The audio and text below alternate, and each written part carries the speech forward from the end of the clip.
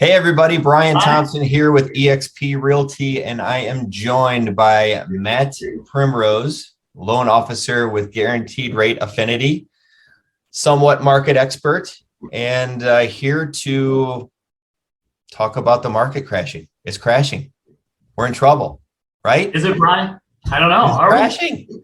Tell me it's not crashing. What? Well, I mean, I know you're getting this question all the time. I know I'm getting it.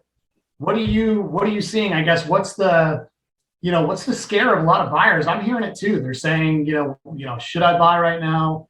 Is the market crashing? Is this like the real estate crash from 2007? The media is saying it. The media, I mean, I'm hearing little trinkets of it all the time, and it's scary. But I think, putting more data to use for clients and just giving them the actual facts and figures, I think is a way we can kind of squash that question. Yep. So, and it's going to be weird because I am going to say it's a seller's market and a buyer's market at the same time. And this is why we believe that. So go ahead and talk about inventory right now. Really, let's dive into the inventory. So just looking at from time to time, we're going to hear the media and agents and everybody talk about inventory levels. Well, we went from, lower inventory level just in 2022, about 870,000 units to 950. And here's the crazy thing. If you take a look at this chart, is you're seeing the peaks and valleys year over year since obviously like 2017. But the scary thing is that what we're seeing as far as inventory is the highs and the lows. These inventory levels, there are some peaks and valleys, but they're getting lower every year. So that's where, if you're just taking a look back at just even 5 years ago, we aren't even close to the inventory that we need and have available. Which you would think makes it a seller's market, right? You would think. You would think, but not necessarily. So historically, rates have gone up crazy. I mean, they're the highest they've been in a long time, right? Well, and on that topic too, Brian, I think that's another topic for another conversation, but you're right. It's, we've gone, 7-8 months ago from rates in the mid threes to now roughly in the mid fives. Right. So to your point though, okay, if we take a look at just the history of this chart right here, are we going to get to inventory levels that are a little bit higher? Probably. Yep. Because it seems like every middle of the summer, maybe people are listing their homes for sale now because it's summertime, kids are out of school, they're getting ready to move. Let's take a look at this next one here. So rates are going up, but inventory is going up just a little bit, but it's still selling, but just not as quickly. It's not selling in a weekend like we've been seeing. So, right. Yep. Now it's getting to some more normalcy. Well, yep. Let's compare. People are saying, oh gosh, this is just like, the housing bubble of 2007. Well, let's compare apples to apples. If you take a look at this chart here, okay, the number of housing users that we had back then was about 3.81 million. We only have 950,000. We're not even close to that fact and figure, okay? So that's the biggest problem is, inventory levels, maybe we're going to get up here into, 1.5, but it's nowhere close to that crash that we had previously, okay? And here's another fun fact, and as far as statistic goes, the number of households back in 07 was a heck of a lot lower than what we have now. We got 14 million more households fighting over 3 million fewer homes. I mean, are you seeing that out there too?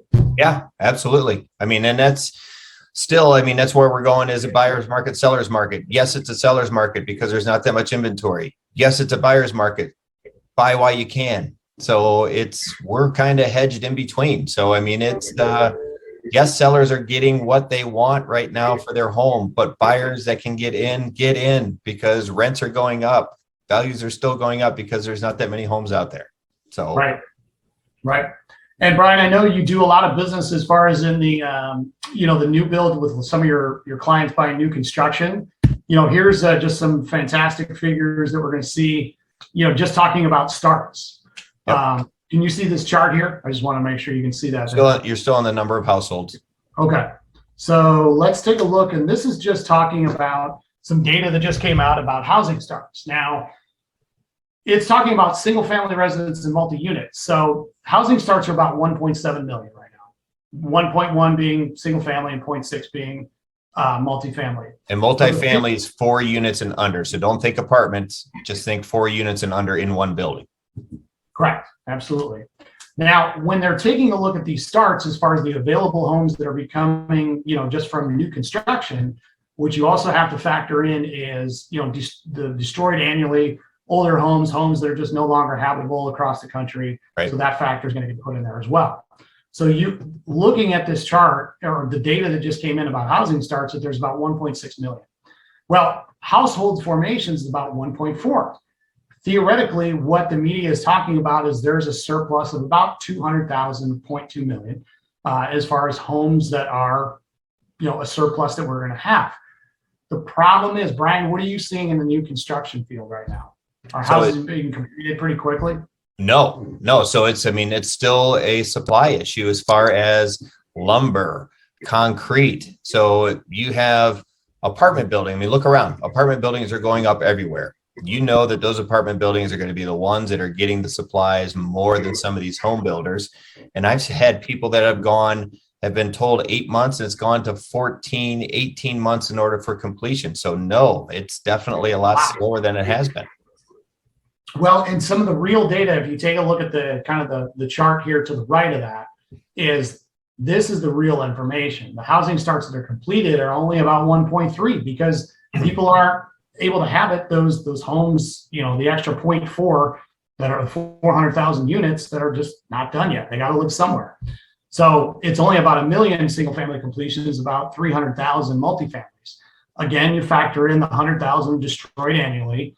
That puts us at a supply of about 1.2. Well, if we have family formations of about 1.4, that means this is actually getting worse. Now, don't let me use that term worse, but if you could just look at the data, if there's now 200,000 homes that's eating into our already limited supply, and the current Freddie Mac shortage, we're short about 3.8 existing units as far as the demand that's out there right now, that's setting us back further and further every month, every year, if we can't keep up with this current demand. So our biggest point is on this, there's just, as far as the inventory levels, hey, are we going to have a housing slowdown? Our price is going to come down. Yeah, we're probably not going to have the 20 to 30% increase year over year, but we're still going to have a very healthy 4 to 5% housing price increase. Now, Brian, some of the arguments that I think that have probably been said is hey, housing formations is going to be less. I hear in the media, there's people are having, waiting to get married later in life, having less children.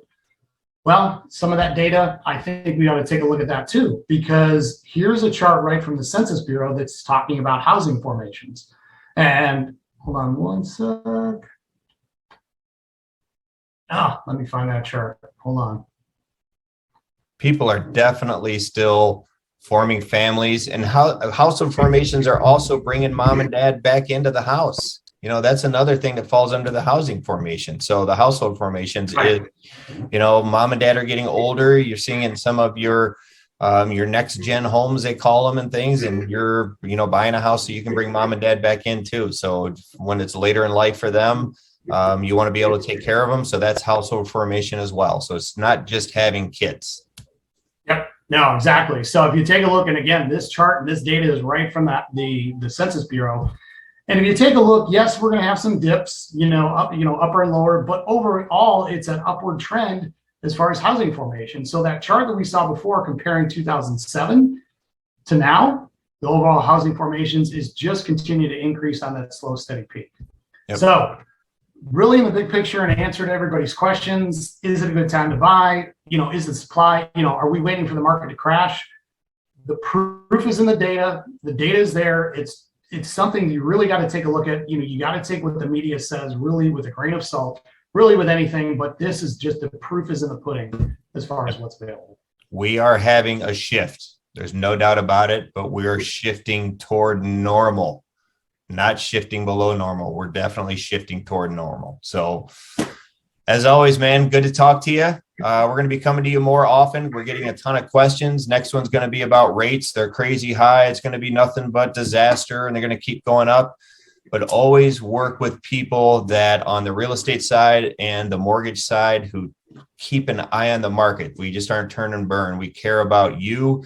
We care about the market and want to give you as much information as possible. So stay tuned for the next one. Thanks for tuning in. Thanks, Brian.